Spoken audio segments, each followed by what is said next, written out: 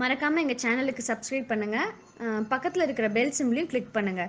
அப்போ தான் நாங்கள் போடுற வீடியோஸ் வந்து உங்களுக்கு ஈஸியாக வந்து சேரும். Hello friends, welcome to Rama செம்மி kitchen. திரும்ப உங்களை சந்திக்கல ரொம்ப சந்தோஷம். இன்றைக்கி நம்ம என்ன பார்க்க போகிறோன்னா, ரெகுலராக வந்து நிறைய புலாவ் பார்த்துருப்போம். இன்றைக்கி கொத்தமல்லி வச்சு ஒரு புலாவ் பார்க்கலாம். தக்காளியும் கொத்தமல்லியும் வச்சு புலாவ். இது ரொம்ப டேஸ்டியாக இருக்கும். கொத்தமல்லியே யாருக்கும் பிடிக்காது, ஏதாவது நம்ம சாப்பாட்டில் போட்டாலும் அதை எடுத்து வச்சுருவாங்க. ஆனால் இந்த மாதிரி செஞ்சு கொடுத்தா நல்ல டேஸ்டியாகவும் இருக்கும். கொத்தமல்லி வந்து ரொம்ப உடம்புக்கு நல்லது. நீங்கள் ட்ரை பண்ணி பாருங்கள், ரொம்ப டேஸ்டியாகவே வந்தது நான் பண்ணது. இன்றைக்கி நம்ம அந்த கொத்தமல்லி வச்சு எப்படி ஒரு புலாவ் பண்ணலான்றதை பார்க்கலாம். இப்போது நம்ம கொத்தமல்லி புலாவுக்கு என்னென்ன தேவையான பொருட்கள் பார்க்கலாம். இது வந்து பாஸ்மதி அரிசி 1/2 கிலோ எடுத்திருக்கேன். நான் 1/2 கிலோ வாஷ் பண்ணி ஒரு 20 நிமிஷம் நல்லா ஊற வச்சு வச்சுருக்கேன். வெங்காயம் வந்து ஒரு 1/4 கிலோ 250 கிராம் நல்லா நைஸாக கட் பண்ணி வச்சுருக்கேன். கொத்தமல்லி அரைக்கட்டு, இப்போ 1/2 கிலோவுக்கு அரைக்கட்டு கொத்தமல்லி க்ளீன் பண்ணி வாஷ் பண்ணி வச்சுருக்கேன். தக்காளி ஒரு 200. பச்சை மிளகா, நம்ம காரத்துக்கு வேறு எதுவுமே, இது வந்து க்ரீனாக இருக்கும் இந்த புலாவ். காரத்துக்கு நம்ம மிளகாத்தூள் போட போகிறதில்ல. பச்சை மிளகா 10 பச்சை மிளகா எடுத்து வச்சுருக்கேன். தேவையான அளவுக்கு உப்பு, ஒரு 2 ஸ்பூன் அளவுக்கு 2 டேபிள் ஸ்பூன் அளவுக்கு தயிர், இது வந்து 50 நெய், கரம் மசாலா தாளிக்கிறதுக்காக எடுத்து வச்சுருக்கேன். தேவையான அளவுக்கு எண்ணெய். கொஞ்சமாக நம்மளுக்கு ஃப்ளேவர் வேணும்னா நம்ம கரம் மசாலா பவுடரும் இதில் சேர்த்துக்கலாம். நான் இப்போ வந்து இந்த தாளிக்கிறதை எடுத்து வச்சுக்கிறேன். உங்களுக்கு வேணும்னா அதுவும் நம்ம சேர்த்துக்கலாம். இப்போ இதுதான் நம்மளுக்கு தேவையான பொருட்கள். இப்போ எப்படி பண்ணுறதுன்னு பார்க்கலாம். ஃபஸ்ட்டு வந்து இதுக்கு ஒரு பேஸ்ட் நம்ம அரைச்சிக்கணும். நான் எடுத்து வச்சேன் தக்காளி, கொத்தமல்லி, இஞ்சி பூண்டு பேஸ்ட்டு, பச்சை மிளகா. இஞ்சியும் பூண்டையும் நீங்கள் அப்படியே சேர்த்து அரைச்சாலும் அரைக்கலாம். இந்த மாதிரி அரைச்சா இன்னும் கொஞ்சம் நல்லா பேஸ்ட்டு கிடைக்கும் உங்களுக்கு. நான் ஏற்கனவே இஞ்சி பூண்டு பேஸ்ட் அரைச்சி வச்சுருக்கேன். இப்போ எல்லாத்தையும் நம்ம இதை ஒன்றா சேர்த்து அரைச்சிக்கலாம்.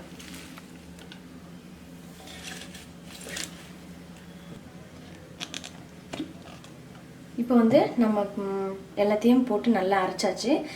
உங்களுக்கு கொஞ்சம் அரைக்க கஷ்டமாக இருந்ததுன்னா கொஞ்சம் தண்ணி சேர்த்து அரைச்சிக்கலாம். நானும் கொஞ்சம் தண்ணி சேர்த்து அரைச்சி நல்லா பேஸ்ட் மாதிரி வச்சாச்சு. இப்போ இது ஒரு பக்கம் வச்சுட்டு நம்ம வெங்காயம் எல்லாத்தையும் வதக்கிட்டு அப்புறமா இதை நம்ம சேர்க்கணும். ஃபஸ்ட்டு இப்போ வெங்காயம் நம்ம வதக்கிடலாம். இப்போ வந்து நான் குக்கர் வச்சுட்டேன். இதில் வந்து ஒரு 100 எண்ணெய் ஊற்றிருக்கேன் நான். நம்ம 1/2 கிலோவுக்கு ஒரு 100 எண்ணெய் போதும். கொஞ்சம் நெய், ஒரு 20 ml நெய் ஃபஸ்ட்டு ஊற்றிக்கலாம்.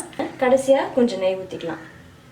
இப்போது இது வந்து பிரியாணி மசாலா, பிரிஞ்சி இலை, கடல் பாசி, பட்டை, ஒரு அன்னாச்சிப்பூ, கிராம்பு, ஏலக்காய், இது எல்லாத்தையும் நம்ம தாளிச்சிக்கலாம். ஒரு 4 முந்திரி பருப்பு.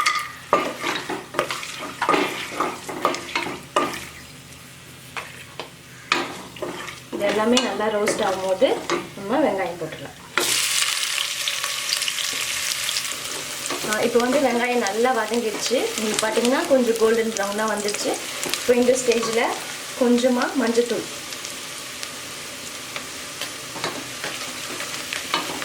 கரம் மசாலா நான் சேர்க்குறேன். விருப்பப்பட்டால் சேர்க்கலாம், இல்லைனாலும் சேர்க்காம விடலாம். கொஞ்சம் 1 ஸ்பூன் கரம் மசாலா. இப்போ நம்ம வந்து அரைச்சி வச்ச பேஸ்ட்.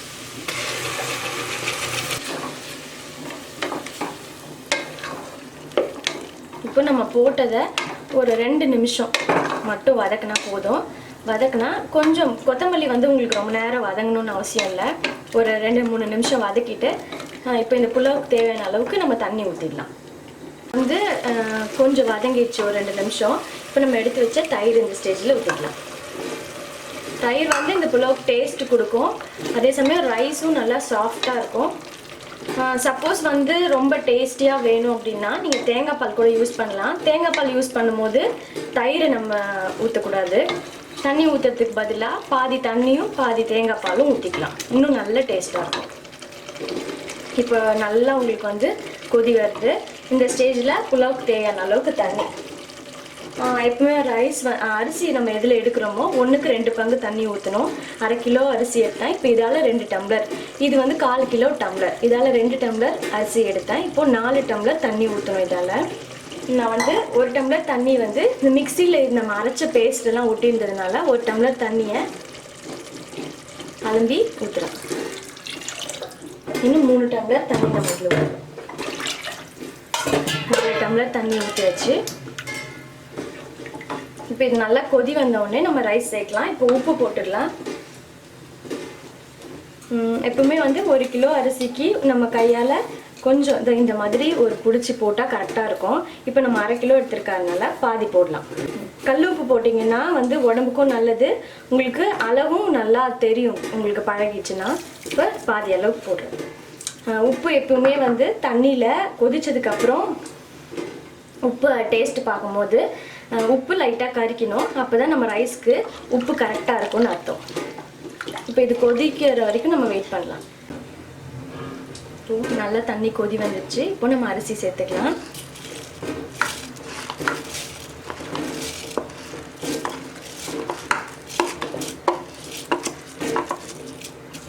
நம்ம அரிசி சேர்த்துட்டு ரொம்ப நேரம் கிளறிட்டே இருக்கக்கூடாது, அப்புறம் அரிசி வந்து உடஞ்சி போயிடும்.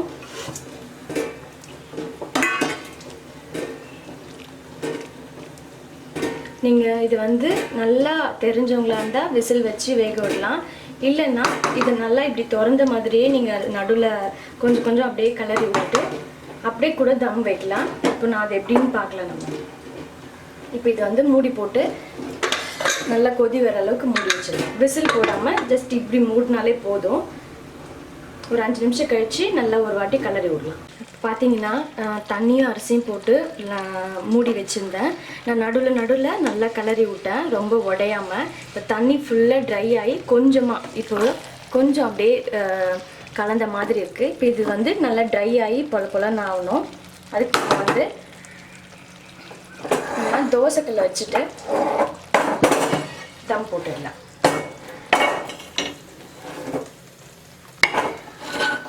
கேஸை பெருசாக தோசைக்கல் சூடாகிற வரைக்கும் நல்லா பெருசாக்கிடலாம். இப்போது இது மேலே கொஞ்சம் நெய் ஊற்றிடலாம். கொஞ்சம் கொத்தமல்லி நம்ம அப்புறம் கூட போட்டுக்கலாம், அந்த ஃப்ளேவருக்காக கொஞ்சம் கொத்தமல்லி. இப்போ இதை விசில் போடாமல் இப்படியே நம்ம மூடிடலாம். மூடிட்டு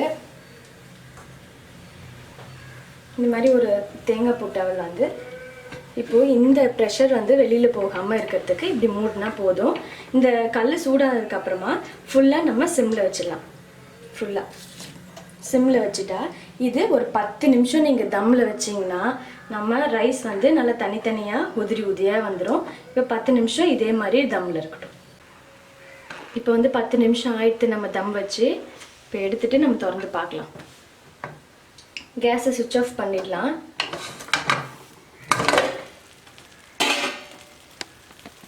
ரைஸ் நல்லா வந்திருக்கு. உங்களுக்கு இது ஆறுனா இன்னும் கரெக்டாகிடும்.